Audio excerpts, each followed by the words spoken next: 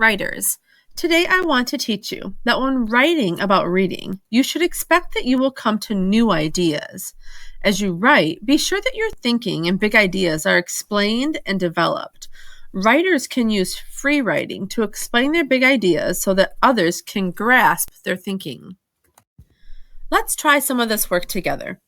First, can you look across your writing notebook and find a page or two where you could have explained your thinking more than you did? It could be a page where you were sketching or charting or writing post-its, and you didn't yet have a chance to write long. So I located a page where I did much less writing than usual. In fact, mine is mostly just 2 drawings. Let's take a look. Let's think about ways that I can explain my thinking so that others can follow it. I'll try first, and then I'm hoping each of you will try with your own writing as well. So I think the first step is to remind myself what I was thinking about when I made this page. Look at your page for just a second and ask yourself that question. What was I thinking when I made this page? Next, I need to check whether I've already captured some of my thoughts on the page. Listen as I explain and check out whether my big ideas are actually captured on this page. Okay, so I've started reading War Horse, a novel written from the perspective of a horse that was ridden into many battles during World War I. Last night, when I finished reading the beginning, I thought how peaceful it was for the horse before the war. And then I was thinking about how I learned that horses suffer a lot in battle, and they get wild. I started getting the idea that War Horse shows not just how horses get hurt, but how there are other effects people don't even think about. Animals get hurt, and innocent people who are just living there get hurt too. War causes a lot of suffering to innocents. That could be one of my big ideas. I got all of my thinking onto the page. I made these 2 drawings, and I didn't just stop with that. I jotted some notes with page numbers so people would know my thought. So from looking at my notebook entries, you can tell I was thinking all of that, right? Probably not. So when that happens, when I realize I haven't captured my thinking on the page, I use the strategy of asking, what new ideas am I forming? Then I can use writing to follow ideas as they come to me, and also to make sure others can follow the path of my thinking.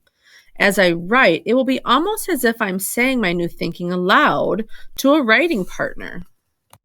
The reason I drew the horse is that the horse shows how much suffering war causes.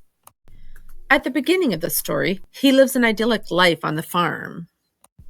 I surrounded him with flowers to show all good. I was sort of making him a symbol of goodness, of innocence, really.